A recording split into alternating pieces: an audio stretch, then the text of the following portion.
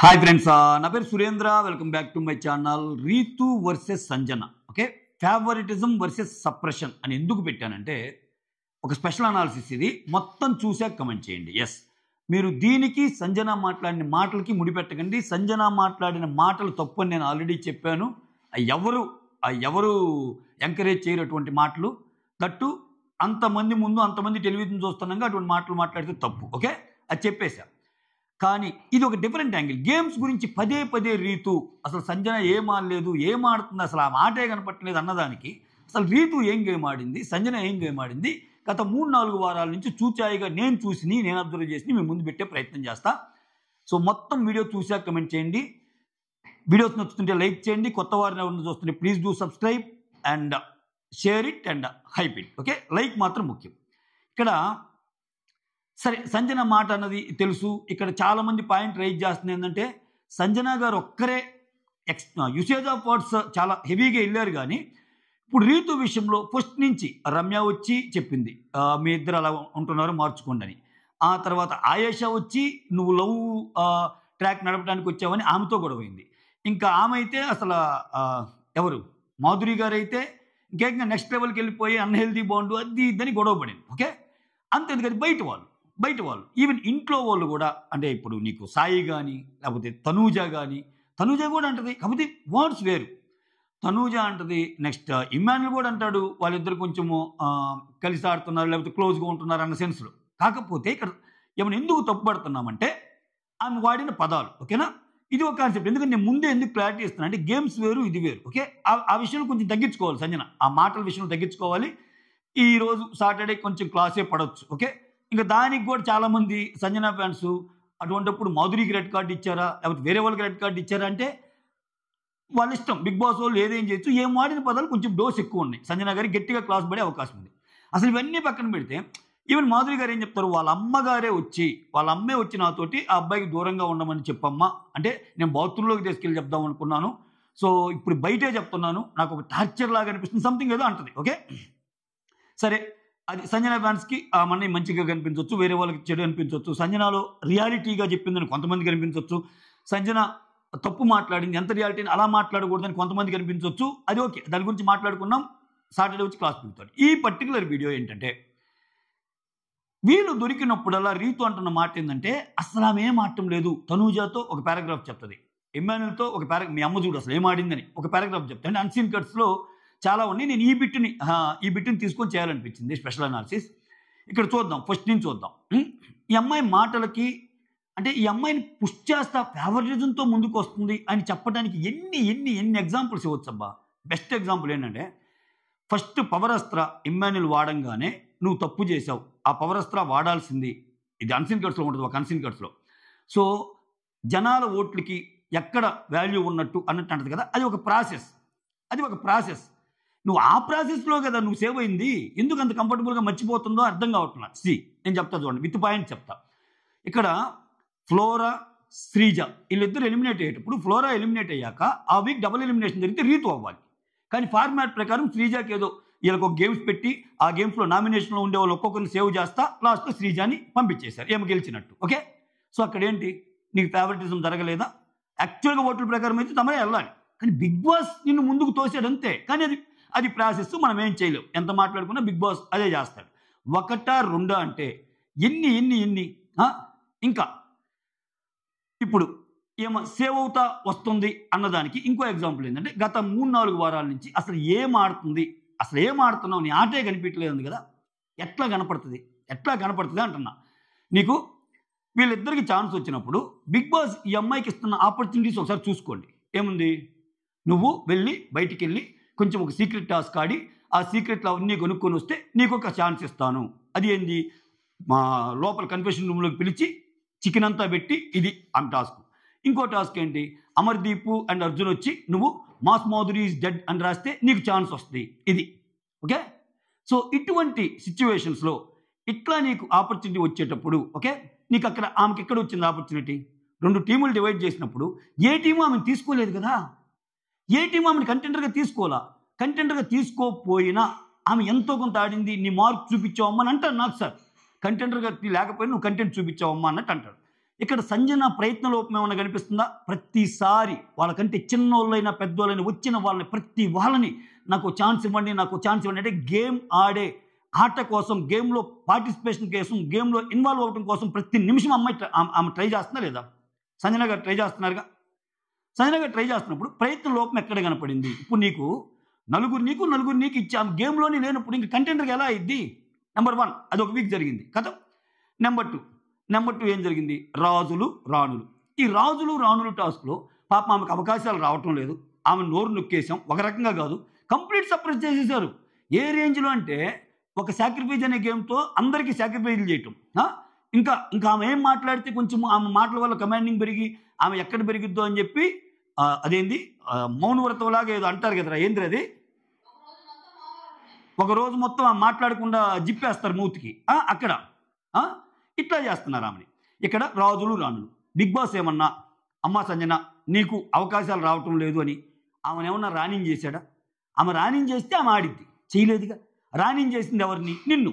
అంటే స్టార్టింగే రాణింగ్ చేసేసాను నిన్ను. పోనీ రాణింగ్ చేసి నువ్వు చివరిదాకా ఏమన్నా ఆడావా అంటే అక్కడ అట్లీస్ట్ దివ్య ఆడింది, అట్లీస్ట్ కళ్యాణ్ ఆడాడు, వాడిని గెలవని. నువ్వేం చేసావు? చివరిదాకా అసలు గేమ్స్ ఆడితే ఎందుకులే, గేమ్స్ ఆడకపోయినా మన పొజిషన్ మనకు ఉంటుంది కదా అని చెప్పి నువ్వు ఉన్నావు. ఉన్నావు సరే. ఉన్నాక నీకు ఒక టాస్క్ పెట్టారు, కత్తుల టాస్క్. చివరిలో మిగిలేవు కాబట్టి ఆ కత్తుల టాస్క్లన్నా నువ్వు అయ్యావా? కళ్యాణ్ అంటాడు అదే కదా, నీకోసం నేను కానీ దివ్య కానీ వెళ్తే అయ్యేవాళ్ళం అని కళ్యాణ్ అంటాడు కదా మొన్న. ఆ కత్తుల టాస్క్లో కూడా తనూజ అయింది. అంటే ఏంటి? అక్కడ ఉన్న తనూజ నిఖిల్ నాయర్ కంటే, సరే నిఖిల్ నాయర్ కంటే బరువు పెట్టారు కాబట్టి కాలేదు అనుకుందాం.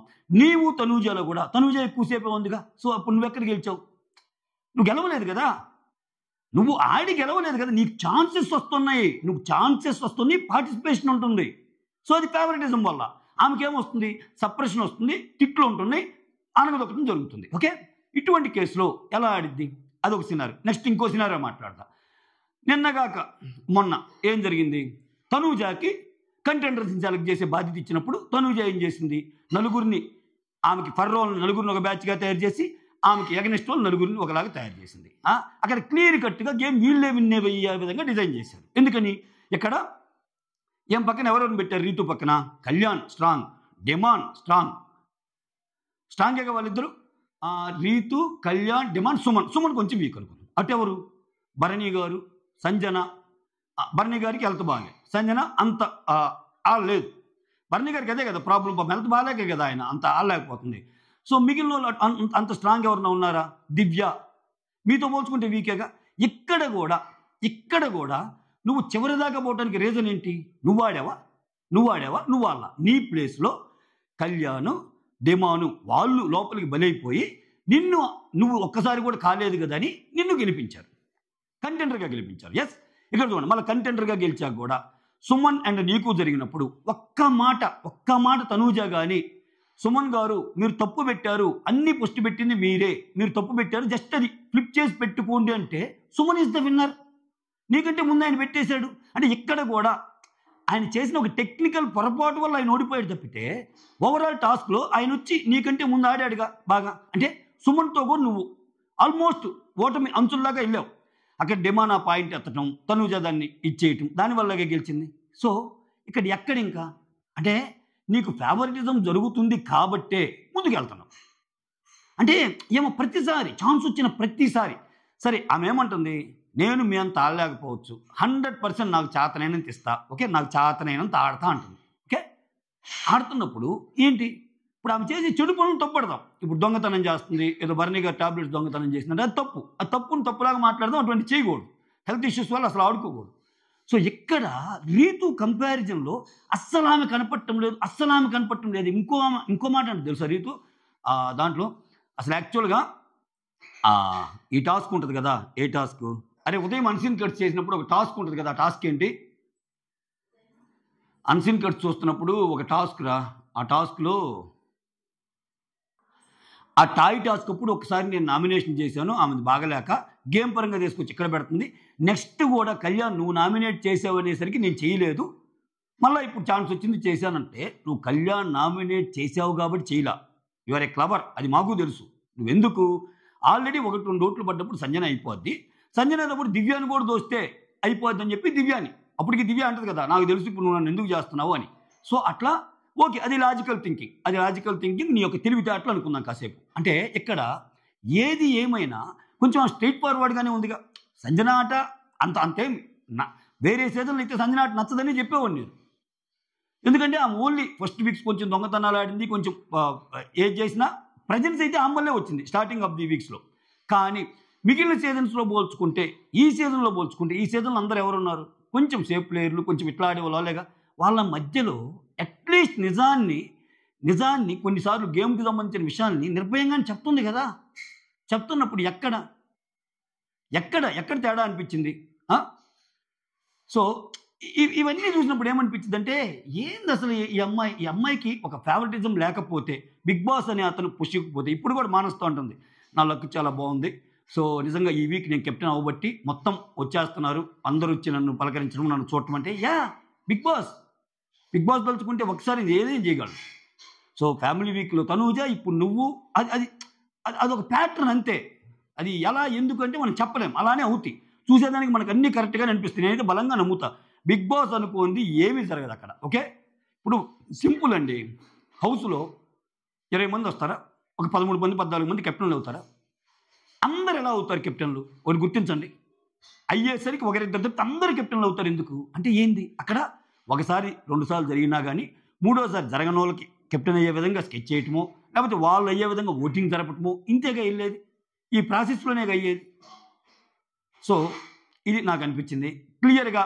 ఒక ఫేవరెటిజం వర్సెస్ సప్రెషన్ మధ్య జరుగుతున్న గేమ్ని ఈ అమ్మాయి పదే నేను ఆడాను, నువ్వు అసలు ఏం ఆడావు అంటే ఒక్కసారి బ్యాక్కి వెళ్ళి చూసుకో. స్టార్టింగ్ వీక్స్లో సీజన్ 9 లేపింది ఎవరు? సంజన కాదా? ఆ మాట అంటుంది. అయితే వైల్డ్ కార్డ్స్ వచ్చాక నీకు కనపడటం లేదు గేమ్ అంటుంది. అందుకే నేను వైల్డ్ కార్డ్స్ వచ్చాక జరిగిన గేమ్స్ గురించే మాట్లాడతాను. ఆమెకు అవకాశాలు ఎక్కడిస్తున్నారు?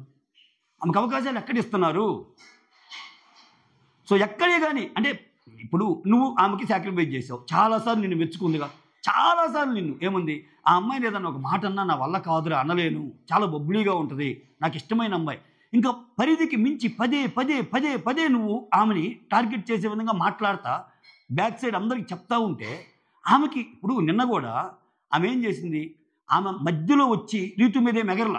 లాస్ట్లో రీతు ఆమె నామినేట్ చేసినప్పుడు ఇంకా ఆమెకి ఎక్కిపోయింది. ఓకే, ఈ అమ్మాయి ఇంకా నా మీద కక్ష ఆగేటట్లేదని. ఎంత కోపం వచ్చినా, ఎంత కక్ష ఇచ్చినా అటువంటి పదాలు వాడటం అయితే తప్పు, అదైతే చెప్తాం అలా నేను. కానీ గేమ్స్ పరంగా ఏం ఆడలేదంటే అవకాశాలన్నీ ఇస్తుంటే, ఇప్పుడు మన ఇద్దరం ఉన్నాం అబ్బా, నేను బాగా తెలుసుకొని నువ్వు తెలియదు, నాకు అవకాశాలు వచ్చినాయి, నేను ఓడిపోయినా గెలిచినా పెర్ఫామ్ చేశా, నీకు అసలు అవకాశమే ఇవ్వనప్పుడు నువ్వు పెర్ఫామ్ చేయాలి. నీకంటే నేను ఎందుకు తోపవుతా? నీకు అవకాశం ఇచ్చి ఆడినప్పుడు కదా ఎక్కువ, నీతో ఈక్వలెంట్గా ఉన్నప్పుడు కదా తెలిసేది. ఇంకా అక్కడ పోయి కిల్ అండ్ రాయ్, ఓకే, అక్కడికి వెళ్ళి ఎవరెవరు సీక్రెట్లో ఒక 4 పట్టుకొని రా, okay, that's all. Thank you so much. Signing off, me Surendra.